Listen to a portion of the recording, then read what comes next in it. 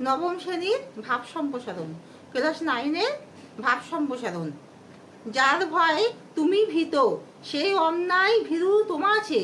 জাগিবে তুমি, যখনই জাগিবে তুমি, তখনই সে পলাই বেঁধে।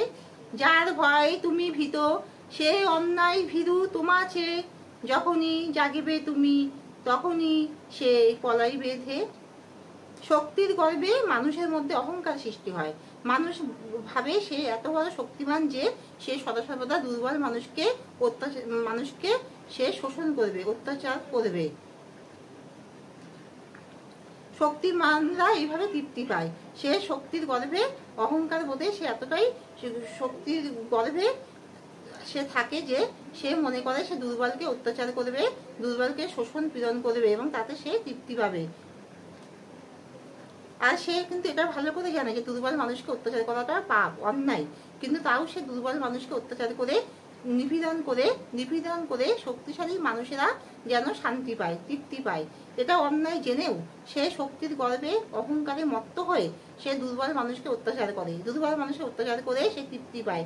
দুর্বলকে চিরদিন সে নিপীড়ন করে, শোষণ করে, অত্যাচার করে।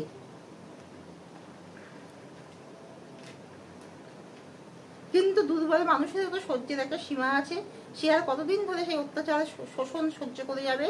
তাই যখন সে রুখে দাঁড়ায়, যখন সে অত্যাচারীর যে অত্যাচার তার বিরুদ্ধে যখন সে রুখে দাঁড়ায়, যখন সে অত্যাচারী রক্তচক্ষুর বিরুদ্ধে রুখে দাঁড়ায়, প্রতিবাদ করে, মরণপণ সংগ্রাম করে, তখন সে অন্যায়কারী পালিয়ে যায়। যখন সেই অত্যাচারিত মানুষ অত্যাচারী প্রত্যাঘাত করে, প্রতিবাদ করে, মরণপণ সংগ্রাম করে, তখনই সে অত্যাচারী ভীত হয়ে পালানোর পথ খোঁজে। ইতিহাসে এই ঘটনাই বারবার দেখা দিয়েছে। একদা দুর্বল অত্যাচারিত ভীষণ আক্রমণাত্মক হয়ে সবলকে পর্যদস্ত করেছে। এ নজির আমরা সর্বত্র দেখেছি।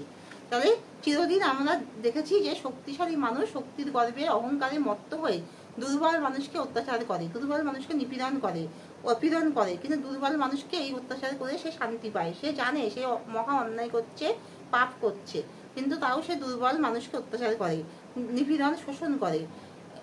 কিন্তু যখন দুর্বল মানুষ সেই অত্যাচারের বিরুদ্ধে প্রতিবাদ করে, কারণ মানুষের মধ্যে সহ্য করার একটা সীমা থাকে। যখন সে সহ্য করার সীমা অতিক্রম করে যায়, যখন সে আর সহ্য করতে পারে না, তখন সে অত্যাচারীর বিরুদ্ধে রুখে দাঁড়ায়, প্রতিবাদ করে, মরণপণ সংগ্রাম করে এগিয়ে যায়। আর তার সেই মরণপণ সংগ্রামের কাছে অত্যাচারী তখন ভীত হয়ে পলায়ন করে, কারণ সেই অন্যায়কারী তখন সেই দুর্বল শোষিত অত্যাচারিত মানুষের সেই প্রতিবাদের কাছে, সেই অত্যাচারী সেই মরণপণ সংগ্রামের কাছে ভীত হয়ে তখন সে পালাতে বাধ্য হয়। তাই আমরা অনেক সময় দেখেছি যে একদা দুর্বল অত্যাচারিত মানুষও ভীষণ আক্রমণাত্মক হয়ে অনেক সময় সবল মানুষকে পর্যদস্ত করেছে। তাহলে এই কথাটা এইভাবে সার্থক হচ্ছে যে যার ভয় তুমি ভীত, এখানে বলা হচ্ছে যে যার ভয় তুমি ভীত সে অন্যায় ভীরু তোমাছে। মানে যেই অন্যায়কে তুমি ভয় পাচ্ছ, মানে দুর্বল শোষিত মানুষ যেই অত্যাচারী শক্তিমানের অন্যায়কে ভয় পাচ্ছে, সেই অন্যায়ও তোমার থেকে ভীরু, সেই অন্যায়ও ভীরু তোমাছে। সেই অন্যায়ও যখন দুর্বল মানুষ প্রতিবাদ করে, মরণপণ সংগ্রাম করে রুখে দাঁড়ায়, তখন সেই অন্যায়ও আর তার কাছে পার পায় না, তখন সেই অন্যায়ও সেই গতিবেগে পালিয়ে যায়। তাদের সেই মরণপণ সংগ্রাম, তাদের যে তীব্র প্রতিবাদ, সেই অসহনীয় সেই তীব্র প্রতিবাদের কাছে অন্যায়কেও হার মেনে পালাতে হয়। জগৎ জুড়ে এক জাতি আছি, সেই জাতির নাম মানব জাতি। আরেকটা ভাব সম্প্রসারণ, সেকেন্ড 2 নাম্বার। জগৎ জুড়ে এক জাতি আছি, সেই জাতির নাম মানব জাতি। একই পৃথিবীর স্তম্ভে লালিত, একই রবি শশী মানে সূর্য আর চন্দ্র, মোদের সাথী। আর তাহলে আমরা একটাই মানব জাতি। দেশ, জাতি, ধর্ম, বর্ণ অনুযায়ী আমরা একটাই কিন্তু মানব জাতি। আমাদের একই মানুষ, আমরা একই মানুষের শরীরে একই ধমনীতে একই রক্ত বইছে, আমরা একই দেশের মাটিতে প্রতিপালিত, আমরা একটাই মানব জাতি নামে পরিচিত।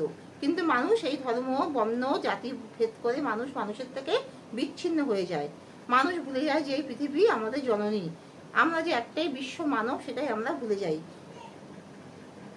বিশ্ব ভাবভাতৃত্ব ভুলে আমরা সাম্প্রদায়িকতায়, প্রাদেশিকতায়, দাঙ্গা হাঙ্গামায় আমরা সদা সর্বদা জর্জরিত হই। কিন্তু ঈশ্বরের সর্বশ্রেষ্ঠ সৃষ্ট মানুষ, একই চন্দ্রলোকিত, একই সূর্যকিরণে দীপ্ত এই মানুষ, একই ধরিত্রীর বুকে লালিত। সব মানুষের প্রতি ঈশ্বরের দৃষ্টি সমান। পৃথিবীর উৎপন্ন শস্যে মানুষের ক্ষুধার নিবৃত্তি হয়।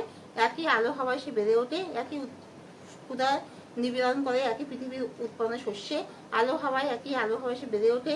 সেই মানুষ প্রেম ভালোবাসা সব ভুলে গিয়ে সাম্প্রদায়িক দাঙ্গা হাঙ্গামায় লিপ্ত হয়, নিচু মানবিকতার পরিচয় দেয়। মানুষের একটাই পরিচয়, মানব জাতি। এই মানব জাতি তার একটাই পরিচয় হওয়ার দরকার, তার থেকে বড় সত্যি আর কিছু নেই। মানুষ সেই নিজের পরিচয়টা ভুলে যায়, যে সেই একই পৃথিবীর মধ্যে সে পালিত, একই পৃথিবীর শস্যে অন্নে সে পালিত, এবং একই রবি শস্যী মোদের সাথী, মানে একই সূর্যচন্দ্রের আলোয় প্রতিপালিত সেই মানুষ ভুলে যায় যে এই মানুষের একটা ঐক্যবদ্ধ জীবন থাকতে হবে, যে একটা বিশ্ব ভ্রাতৃত্ববোধ, যে এই পৃথিবীতে একটাই মানুষের জাতি, মানে তার থেকে সর্বশ্রেষ্ঠ জাতি বলে আর কিছু নেই। এইটাই হচ্ছে তার মধ্যে একটা একতাবোধের সৃষ্টি করবে। কিন্তু মানুষ জাতিধারী ধর্ম বর্ণ এতই লিপ্ত হয়ে যায় যে এই বিশ্ব ভ্রাতৃত্ব ভুলে গিয়ে সে সাম্প্রদায়িক দাঙ্গা হাঙ্গামায় লিপ্ত হয়ে মানুষ একটা মহা ভুল করে, মানুষের থেকে বিচ্ছিন্ন হয়ে যায়। মানুষের একটাই কথা মনে রাখতে হবে, একটাই পরিচয় মাথায় রাখতে হবে, যে এসব সাম্প্রদায়িক হিংসা দাঙ্গা হাঙ্গামা ভুলে গিয়ে প্রেম ভালোবাসা মৈত্রী সম্পর্কে আবদ্ধ হয়ে বিশ্ব মানবিকতার বোধ, বিশ্ব ভ্রাতৃত্ববোধের আবদ্ধে তাদেরকে একটা বন্ধন তৈরি করতে হবে। তবেই সভ্যতার উন্নতি হবে, তবেই মানবের কল্যাণ হবে, আর বিশ্বের কল্যাণ হবে। তাহলে এখানে শেষ করছি। তোমরা লাইক এন্ড সাবস্ক্রাইব দাও। মিমি কোচিং ক্লাস নাম দিয়ে তোমরা আমার চ্যানেলটা দেখো আর লাইক এন্ড সাবস্ক্রাইব দাও।